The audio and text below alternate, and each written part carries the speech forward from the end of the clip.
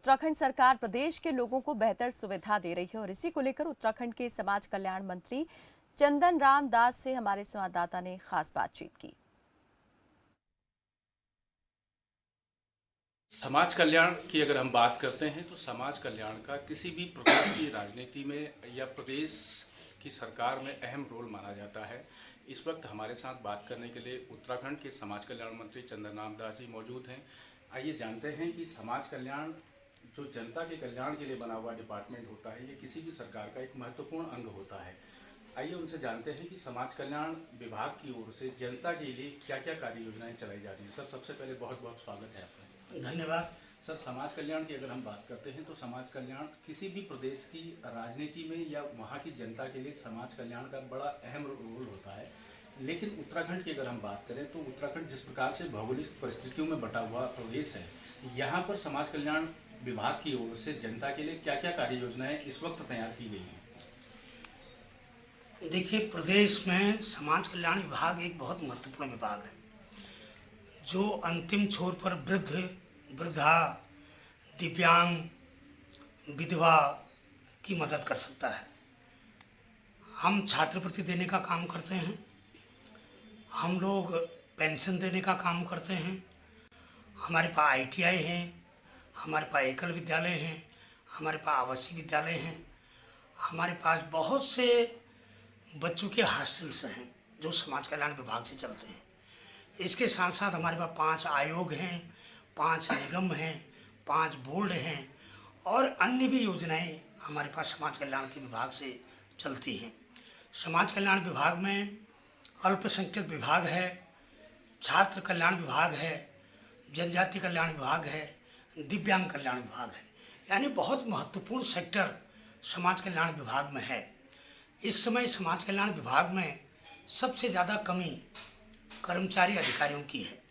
हमारे पास 13 जनपद हैं, मात्र 5 समाज कल्याण अधिकारी हैं। हमने 7 समाज कल्याण अधिकारियों का अध्याचन लोक सेवा आयोग के लिए भेजा है। लगभग 27 से 30 सहायक समाज कल्याण अधिकारी हमको अधीन चयन आयोग से मिलने थे, जिस कारण अभी कुछ विलम्ब हो रहा है। हमारे 95 ब्लॉक हैं, 48 सहायक समाज कल्याण अधिकारी कार्यरत हैं। कर्मचारियों की कमी है, काम ज़्यादा है। इस बीच माननीय मुख्यमंत्री जी ने प्रदेश में विधवा पेंशन, दिव्यांग पेंशन, वृद्धावस्था पेंशन बढ़ाने की बात कही थी। हमने 1200 से सबसे पहले सरकार बनने के बाद 1500 का शासनादेश प्रदेश की जनता के लिए ये किया था। हमने इसी बीच माननीय मुख्यमंत्री जी ने कहा था हम वृद्ध को भी, वृद्धा को भी पेंशन देंगे, उसका भी हमने शासनादेश कर दिया था।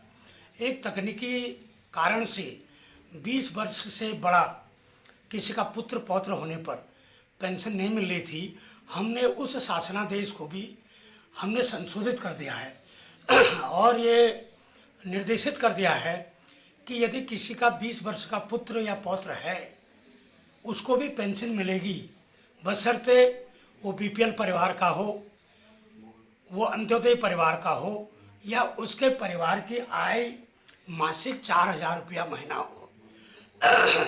ऐसे वृद्ध और वृद्धा को भी पेंशन मिलेगी। ये शासनादेश भी माननीय मुख्यमंत्री जी के निर्देश पर हमने कर दिया है। पहले समाज कल्याण विभाग में अटल आवास योजना होती थी, जिसकी धनराशि मात्र 38,000 रुपये होती थी। इस बार माननीय मुख्यमंत्री जी के निर्देश पर हमने कैबिनेट के माध्यम से जो प्रधानमंत्री ग्रामीण आवास योजना है उसकी तर्ज पर हमने अटल आवास योजना की धनराशि को भी ग्रामीण क्षेत्र के लिए 1,30,000 रुपया और नगरीय क्षेत्र के लिए 1,20,000 रुपया कर दी है। ये भी एक ऐतिहासिक निर्णय समाज कल्याण में हुआ है। समाज कल्याण में और भी बहुत अभिनव प्रयोग हमने कर रखे हैं। अभी बच्चों को जो छात्रवृत्ति मिलती है, मुझे लोगों का ये कहना है कि पहाड़ों में हमारी जो कनेक्टिविटी है वो उतनी नहीं है और नेट भी नहीं है। अभी इसकी आप बढ़ा दीजिए।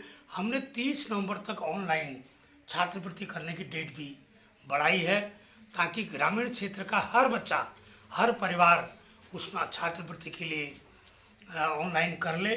और हमने निर्देश भी जारी किया है कि जो जाति प्रमाण पत्र है वो एक बार बनाएं, बार बार बनाने की आवश्यकता उसको न पड़े, और ताकि एक बार हम ऑनलाइन कर लेंगे तो अगले साल भी फिर उसी हिसाब से उसको हम रेगुलर करेंगे।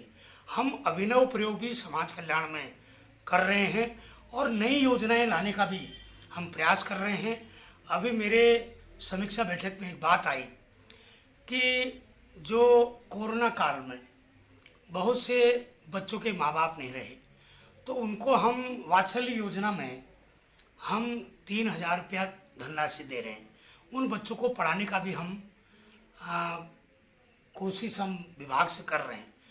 अब मेरे संज्ञान में यह आया, बहुत से बच्चे ऐसे हैं जिनके कोरोना काल में माँ बाप दोनों मर गए, मगर उनकी बेटी की शादी होनी है, उसके लिए कोई प्रावधान नहीं है। मैंने निर्देश दिया है कि ऐसे बच्चों का भी सर्वेक्षण करें और ऐसी बेटियों की शादी समाज कल्याण विभाग से हमारा विभाग करेगा, ऐसा योजना बनाने के लिए निर्देश जारी कर दिए हैं। ऐसे बेटियों की भी शादी भी बहुत आवश्यकता है जिनके माँ बाप दोनों। तो ये थे समाज कल्याण मंत्री चंदन राम दास जी, जिन्होंने खबरफास्ट से एक्सक्लूसिव बात की समाज कल्याण के द्वारा किन किन योजनाओं को मूर्त रूप दिया जा रहा है उत्तराखंड प्रदेश में, किस प्रकार से लोग अपने प्रदेश की योजनाओं का लाभ समाज कल्याण के माध्यम से ले सकते हैं। वीडियो जर्नलिस्ट राजन बुडोला के साथ मैं कैलाश जोशी, खबरफास्ट।